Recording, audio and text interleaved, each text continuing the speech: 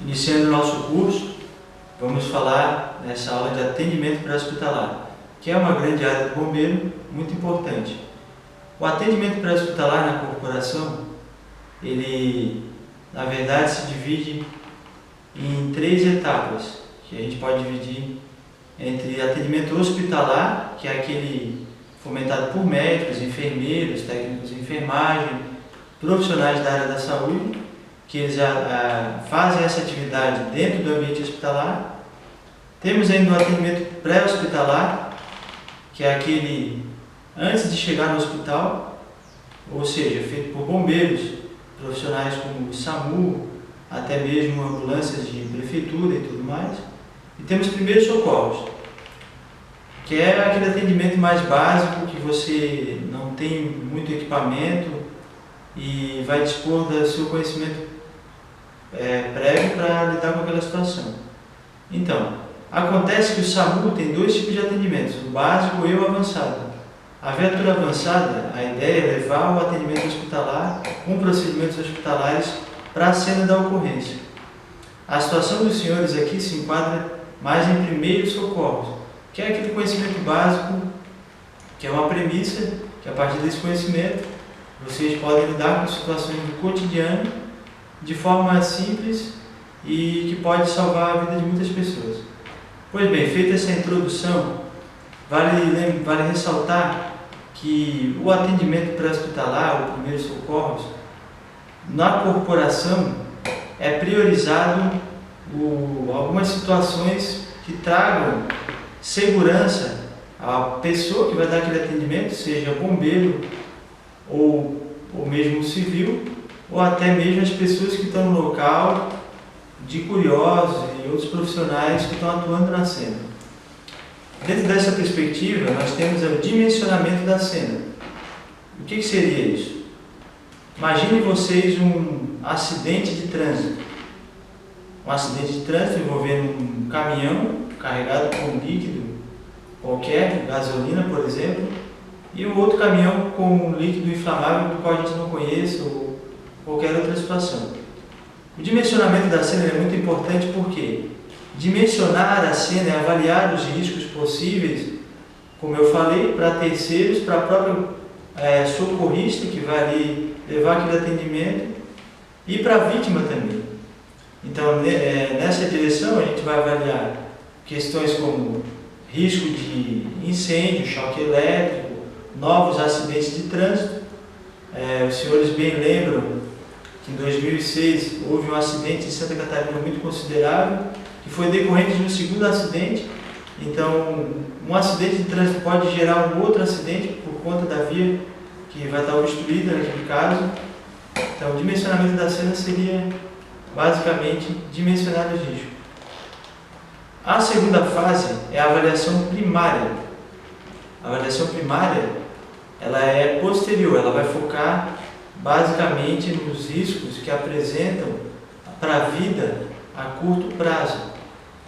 Após a avaliação primária, teremos também a avaliação secundária, que é uma avaliação mais detalhada, que posteriormente será explanada aqui, das condições físicas da vítima.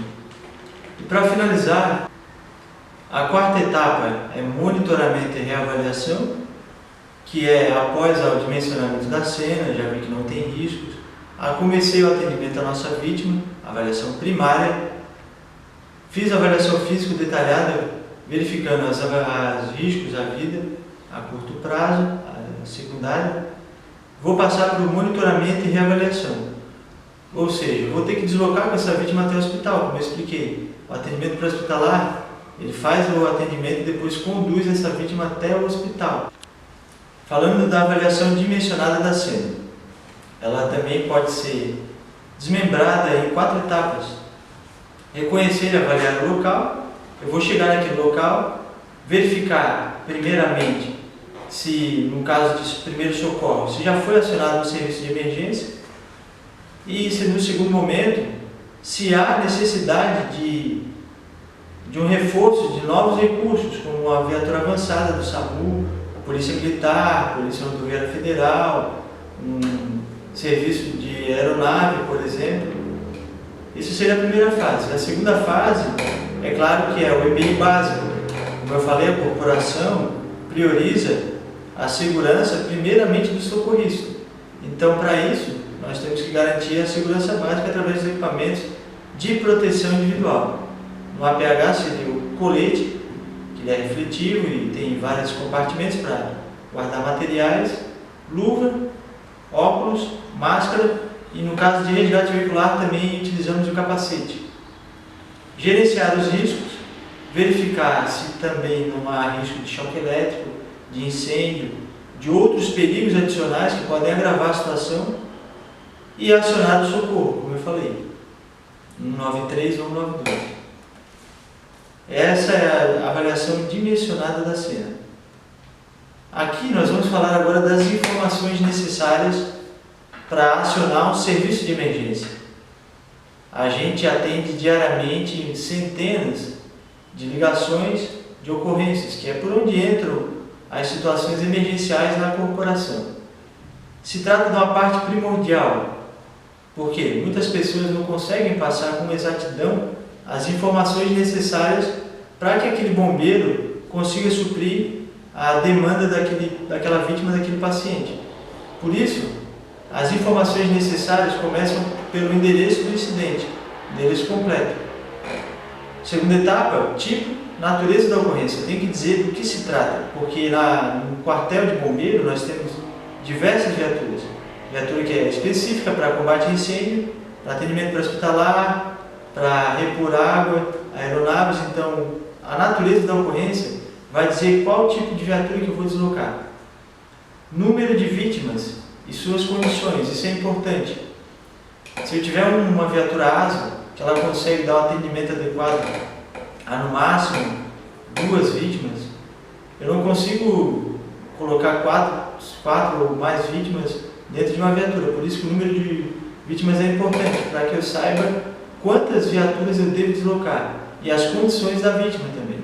Para já que no deslocamento a guarnição prepare os materiais para aquele específico caso que ele vai enfrentar. Necessidade de recursos adicionais também é outra situação que deve ser relatada para o bombeiro na hora do acionamento. Se há necessidade de deslocar uma aeronave, como eu falei, ou alguma coisa que vai complementar o atendimento. Feita essa etapa, passamos já no contato com a vítima. Agora a cena já está segura, já acionamos o serviço de emergência, vamos ter o contato propriamente dito com a vítima. É onde começa o atendimento pré-hospitalar na sua essência.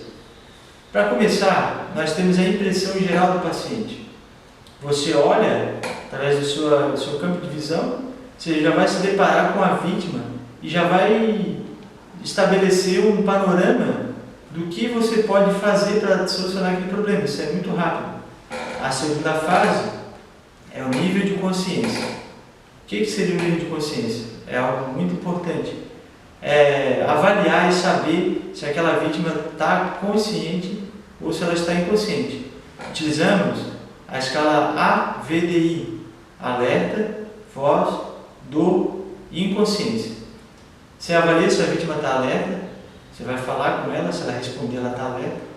A voz, se ela respondeu, ela tem estímulo vocal. A dor, você vai estimular a dor caso ela não responda, através de alguns pontos que na parte prática será explicado, alguns pontos que provocam uma dor considerável e fazem com que a vítima tenha uma reação. E a inconsciência, você vai definir se ela está inconsciente ou consciente.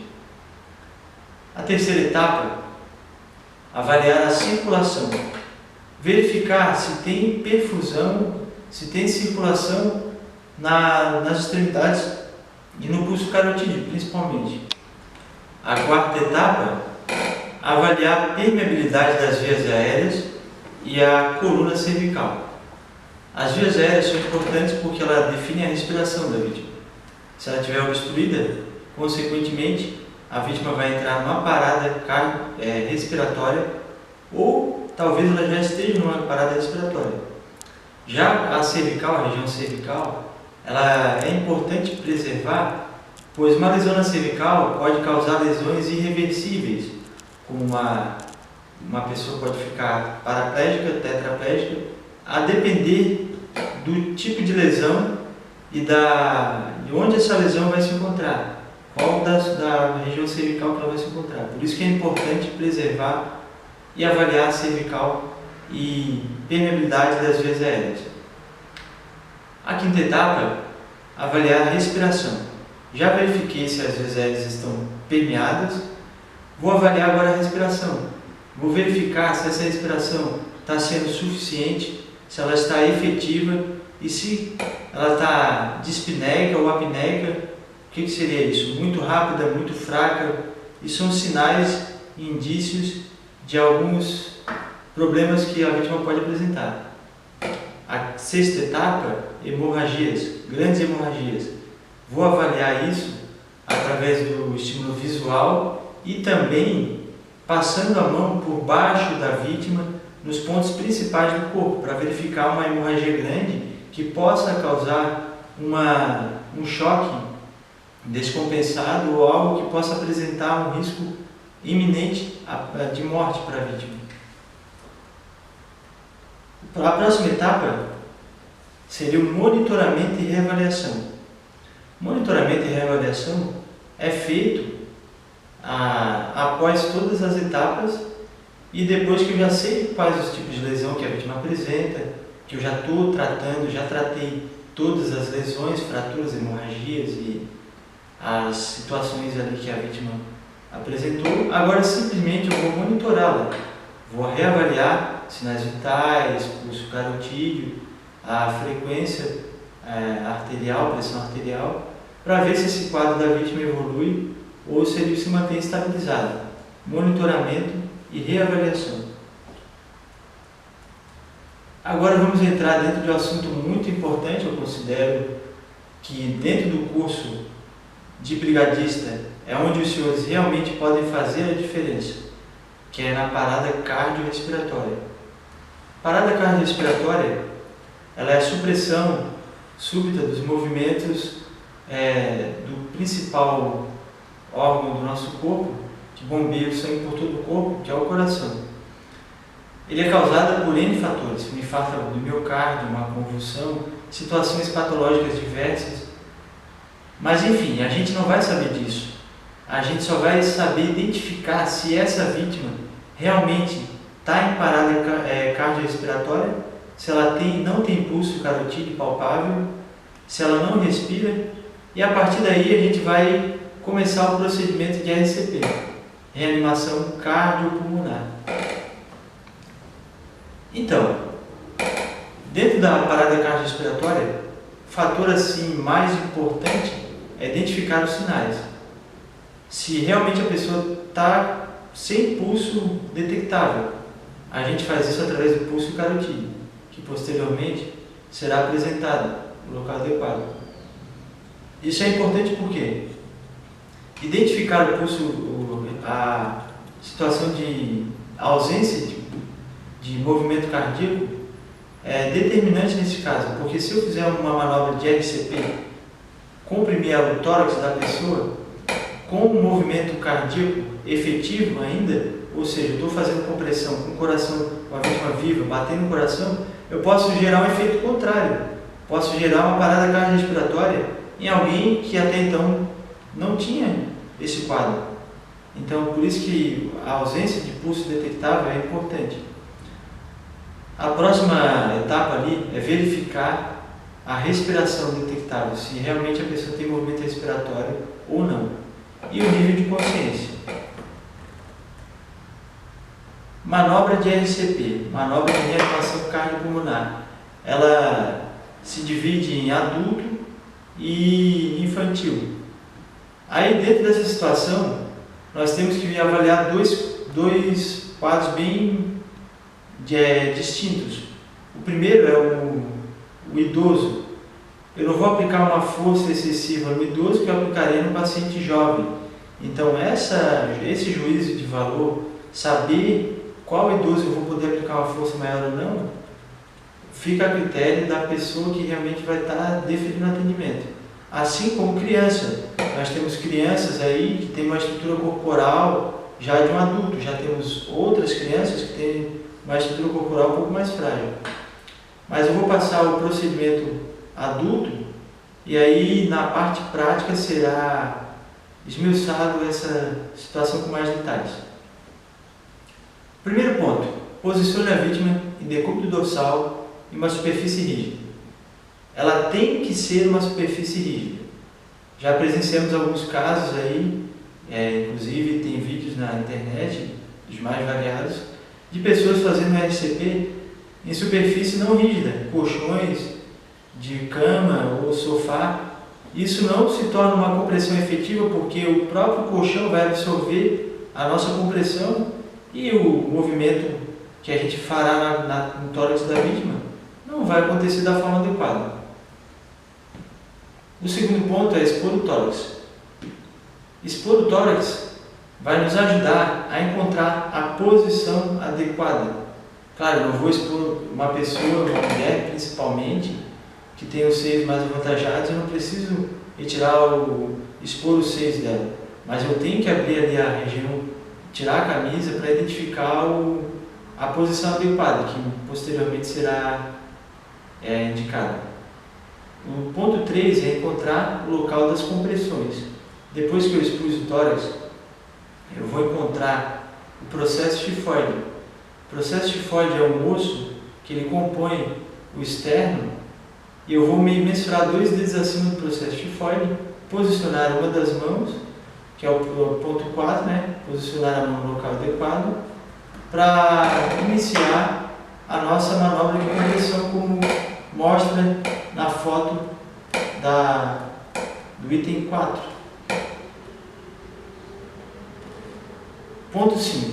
Realize compressões durante 2 minutos. O que o socorrista deve fazer? Ele deve manter uma profundidade de 5 centímetros a cada compressão. É difícil manter esses 5 centímetros, eu não vou ter uma régua lá mensurando para me corrigir, mas eu vou ter alguns detalhes ali de força aplicada. Manter a frequência de 100 a 120 compressões por minuto. Na parte prática, será explicado como conseguir manter essa frequência de forma adequada, que é muito importante para a sobrevida do paciente. Não interromper as compressões por mais de 10 segundos. O intervalo entre uma compressão e outra não pode ultrapassar 10 segundos. Isso é importante, apesar de que no local você tem várias pessoas falando várias coisas e passando de um lado para o outro. Você tem que tentar seguir a regra, que é não interromper a compressão por mais de 10 segundos. Isso é extremamente importante. Deixar o retorno total do tórax entre as compressões. Eu vou comprimir o tórax na primeira etapa. A segunda etapa é permitir com que o tórax retome a sua posição original. Isso fará com que o coração retorne. É um movimento de bombeamento, que naturalmente no coração ele contrai, o músculo cardíaco ele contrai, depois ele expande. Contrai, expande. Se eu comprimir o tórax e não deixar com que o tórax retorne, eu vou estar comprimindo o coração, bombeando sangue para todo o corpo e não permitindo com que o sangue venoso retorne.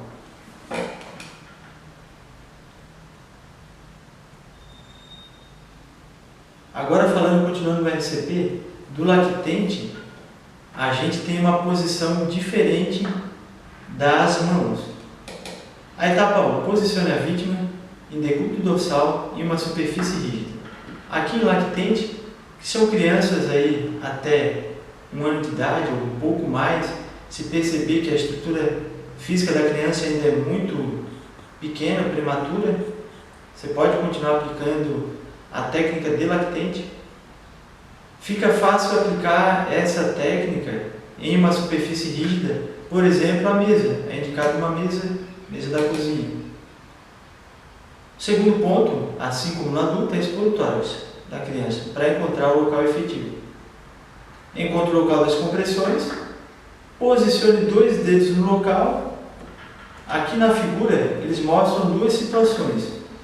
Na parte prática, eu vou explicar para vocês qual a preferência particular pela situação 2 ali, 2 dedos acima do tórax, ao invés de utilizar o dedo polegar, mas na parte prática será apresentada.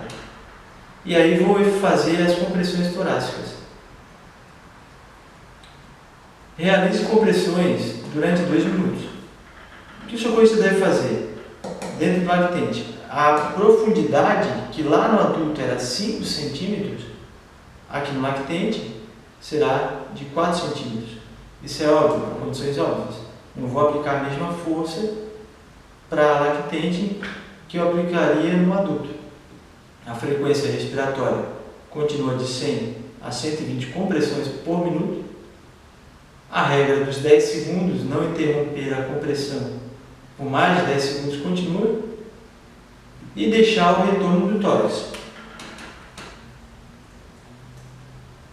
Passando agora para a obstrução de vias aéreas por corpo estranho, que é o nosso caso de ovácea. O que seria ovácea? A ovácea nada mais é do que obstruir as vias aéreas da pessoa de forma que ela não consiga respirar. Isso é presenciado em restaurante, por exemplo. A pessoa está almoçando e de repente ela se engasga ao engolir um almôndega ou qualquer outra coisa que não passa ali pelo esôfago, ou até toma um caminho diferente e acaba obstruindo as vias aéreas da pessoa, de forma com que ela não tenha mais a troca gasosa. É um quadro bem grave, né? Quando o ar não passa, porque a partir dele, ele é um quadro assim que ele acontece por pouco tempo. Porque uma parada respiratória, ele vai gerar uma parada respiratória. As vias aéreas estão obstruídas, a pessoa não respira. Se ela não respira, ela não vai conseguir ficar engasgada por muito tempo. Logo, ela vai entrar numa parada respiratória, vai cessar o movimento respiratório. Ao cessar o movimento respiratório, em decorrência disso, é bem provável que possa gerar uma parada cardiorrespiratória e, consequentemente, vai acontecer isso, se ela não receber o atendimento adequado com rapidez. Isso porque o cérebro trabalha basicamente com 2 formas de energia. A primeira é o oxigênio e a segunda é a glicose. Se eu não respiro, não levo oxigênio para o cérebro.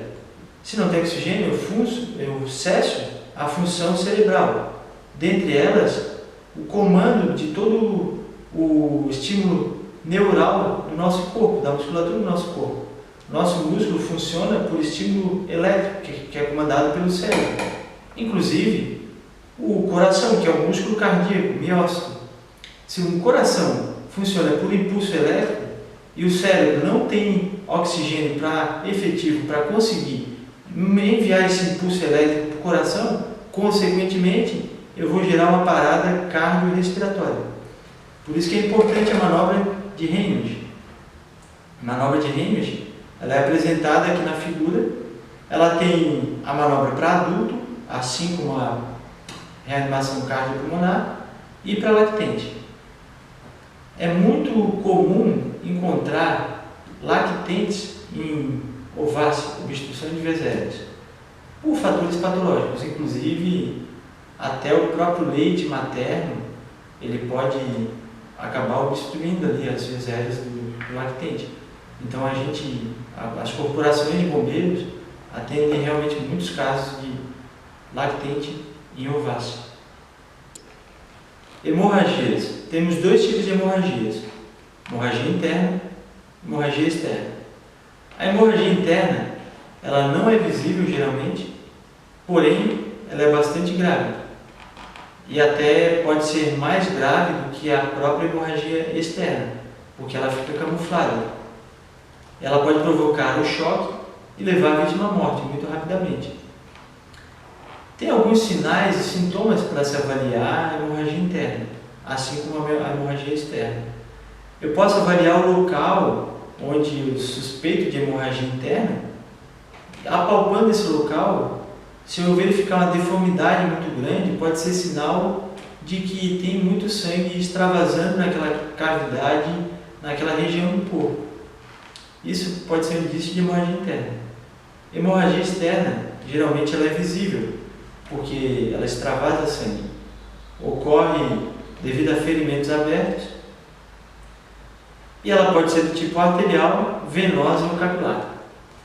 Arterial, através de uma artéria, aquela que leva oxigênio por toda a extremidade do corpo, geralmente um sangue mais avermelhado. Uma hemorragia venosa, que é o sangue venoso, que ele é pobre em oxigênio, portanto, uma coloração mais azulada. E a capilar são nas extremidades do corpo.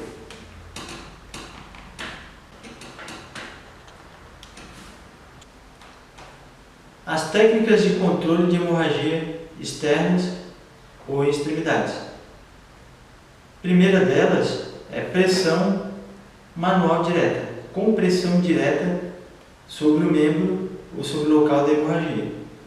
Eu vou fazer isso através de uma gase esterilizada ou qualquer equipamento, um campo, algo esterilizado, que é o que é de maior segurança. Na ausência de algo estéril, eu posso utilizar um pano, um lençol, qualquer coisa que não tenha contato mínimo com agentes externos, como poeira, um pano muito limpo. Vou procurar o pano mais limpo que eu tiver para fazer essa contenção da hemorragia. Pressão com curativo compressivo por 10 minutos. Eu vou ficar pressionando aquele local, aqui na imagem é o pulso, o antebraço, por 10 minutos. Caso, depois desses 10 minutos, a hemorragia externa ainda assim não tenha cessado o fluxo sanguíneo, eu vou aplicar o torniquete. Torniquete é uma técnica antiga, do qual eu utilizo um equipamento como o da foto, que é um torniquete próprio, feito para isso realmente, ou posso utilizar algum subterfúgio, alguma corda, que será explicado na parte prática ali, para substituir esse torniquete próprio. E através disso a gente contém a hemorragia. Queimaduras. Queimaduras, ela se divide em 4 tipos: queimadura de primeiro, segundo, terceiro e quarto grau. A queimadura de primeiro grau, ela atinge a epiderme, a camada mais externa do corpo, que é a pele, e a camada de gordura do nosso corpo, que ela tem algumas glândulas que ainda não pega uma terminação nervosa expressiva, mas ela acaba doendo bastante e uma vermelhidão muito grande. Queimadura de segundo grau, vejam na imagem que ela já atinge uma camada da derme e o limite dela é a camada subcutânea. Pega ali todo o folículo piloso, todas aquelas estruturas e inervações do nosso membro afetado. Ela dói bastante também, a pessoa tem bastante estímulo doloroso, porque a derme tem muita terminação nervosa. Já de terceiro grau, ela atinge a camada subcutânea. A queimadura de quarto grau, ela pode atingir estruturas musculares e até mesmo a parte óssea. Ela queima toda a região nervosa e pode não apresentar dor, porque justamente queimou muito, avançou muito a parte das terminações nervosas. Tratamento: expor e resfriar a área com água corrente, água que estiver a temperatura aproximadamente de 15 graus, temperatura ambiente, fazer isso com água corrente no local de 3 a 5 segundos. Não aplicar qualquer tipo de creme, pó de café, pasta de dente, nada relacionado àquelas crenças de que vá auxiliar na queimadura. Não. Água corrente, conforme foi tratado nesse item. Não furar as bolhas para queimadura de primeiro, segundo grau. Atingindo os olhos, lavar com água abundante, água que tiver a temperatura ambiente, geralmente 15 graus. Não remover roupas e acessórios que estejam aderidos à pele, porque ele fica literalmente colado à pele. Se eu arrancar a roupa ou um acessório, eu posso gerar uma hemorragia, inclusive. As queimaduras químicas, cuidado para não se contaminar, e o tratamento lavar com água abundante e, se possível, também lavar com sabão neutro o local atingido. Convulsões. As convulsões também é um quadro patológico que pode ser gerado por várias situações. Tem pessoas que têm crise epilética, tem pessoas que têm convulsões quando ficam nervosas, um trauma de crânio pode levar a uma convulsão, ou seja, várias situações que podem gerar uma convulsão. O nosso caso é saber como tratar a convulsão. O tratamento começa por afastar objetos dos quais a pessoa possa se ferir no momento da convulsão. Uma pessoa convulsionando no chão, eu vou ter que garantir que ela não gere uma lesão no próprio corpo, tirando os objetos que possam perfurar ou fazer com que ela apresente uma lesão. Evitar que a pessoa bata com a cabeça. Eu vou proteger a parte importante do corpo, a cabeça e a região cervical. E após a convulsão, a nossa vítima, ela tem um estágio que a gente costuma chamar de pós-ictal, que é após a convulsão. O momento da convulsão é um momento em que toda a parte nervosa da pessoa ela é elevada ao pico máximo. Isso faz com que toda a musculatura da pessoa fique enrijecida e um extremo total que leva a pessoa a uma exaustão física. O pós-ictal, que é após essa convulsão, é o contrário. A pessoa gastou tanta energia na convulsão que nessa fase ela vai apresentar um quadro de relaxamento muito, muito característico. E a gente vai fazer com que a pessoa fique na posição de recuperação. Posição de recuperação lateralizada, protegendo a parte da região da cabeça, cervical, bem como é apresentado na imagem e como será apresentado na parte prática.